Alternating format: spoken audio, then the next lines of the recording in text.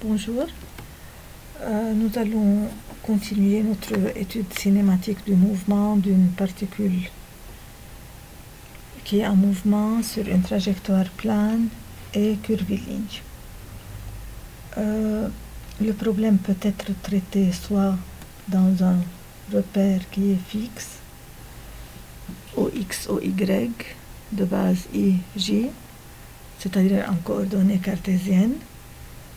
Le vecteur position OM est donné par XI plus YJ, où X et Y sont des fonctions paramétriques du temps. Le vecteur vitesse, c'est la dérivée du vecteur position par rapport au temps, c'est X' I plus Y' égale VXI plus VYJ. Et sa norme, la norme de V, est radicale de Vx au carré plus Vy au carré. Comme on l'a déjà vu, faire notre étude ou bien traiter notre problème dans un repère qui est mobile relié à la particule qui est en mouvement, qui est muni d'une base, dite la base de Freinet, U tangentielle et U normale. U tangentielle est un vecteur unitaire qui est tangent à la trajectoire au lieu de là où se trouve la particule, et Un est un vecteur unitaire normal, c'est-à-dire perpendiculaire à UT, qui est dirigé vers le centre de courbure de la trajectoire. Bon, là nous allons donner la définition de l'abscisse curviligne.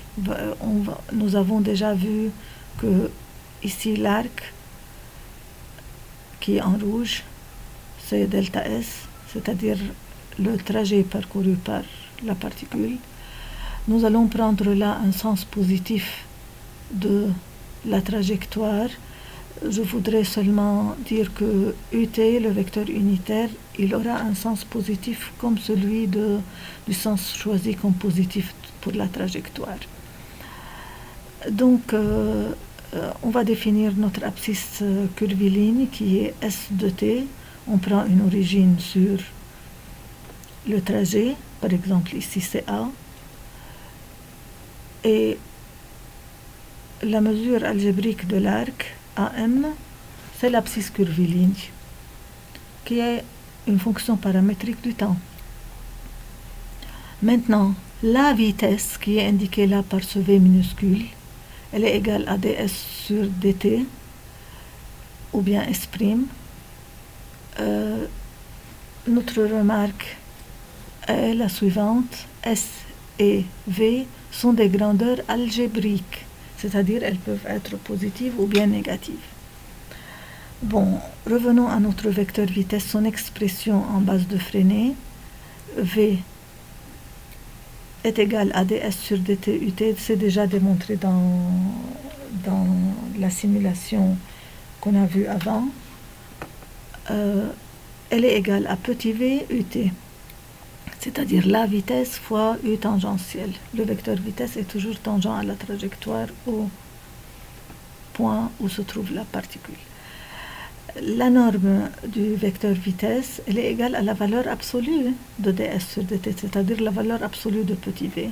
Elle est égale à vx au carré plus vy au carré. Bon, on va passer maintenant à la définition de l'accélération, mais avant nous allons faire un tout petit rappel sur la différence de deux vecteurs. Je vais prendre deux vecteurs, V2 et V1, et faire leur différence delta V égale V2 moins V1, c'est égal à delta V qui est là. Bon, nous allons utiliser celle-ci pour donner la définition de l'accélération moyenne. L'accélération moyenne, c'est delta V sur delta T. Je vais, par exemple, là, je vais prendre le tracé du vecteur vitesse et je vais avancer un tout petit peu, par exemple jusque là, ou bien jusqu'à 0,9, et je vais prendre une autre trace et je vais éloigner un peu la particule. Bon, nous avons ici les positions de la particule aux instants qu'on a pris. Et les vecteurs vitesse, on fait la différence, on divise par delta t, on prend un point en moyenne ici et on trace le vecteur vitesse en ce point. Je vais maintenant enlever ces traces.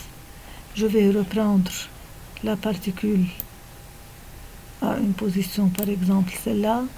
Nous allons essayer de comprendre comment on a construit cette accélération, comme je viens de le faire.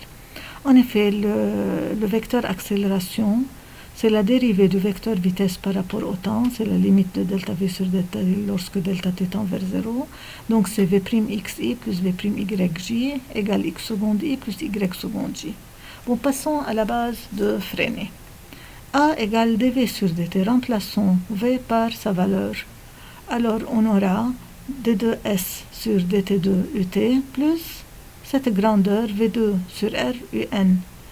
Bon, ici, vous n'êtes pas censé de savoir comment on a cherché ça, mais ce calcul est fait mathématiquement. On peut tout simplement dire que par cette dérivation qu'on a faite, l'accélération a deux composantes, une tangentielle et l'autre normale. La composante tangentielle, c'est celle-là, d2s sur dt2, et la composante normale, elle vaut v au carré sur r. On verra ensuite c'est quoi ce r-là. Elle est portée par U normale. Donc ici, notre A, il a deux composantes, tangentielle et normale. Maintenant, ce d2s sur dt2, ce n'est autre que la dérivée de la vitesse, petit v, prime, ut. Ici, vous pouvez prendre la norme au carré, ou bien la vitesse au carré, c'est la même chose. Donc, petit v au carré, elle est aussi égale à vx au carré plus vy au carré, c'est-à-dire la norme au carré. Bon, je reprends ici la remarque qui est indiquée là-haut. De même, nous avons ici petit v et v', ce sont des grandeurs algébriques. Maintenant, A tangentielle est sûrement perpendiculaire à A normal et on peut utiliser Pythagore, A au carré égale A tangentielle au carré plus A normal au carré. Et vous pouvez prendre ce A au carré de là.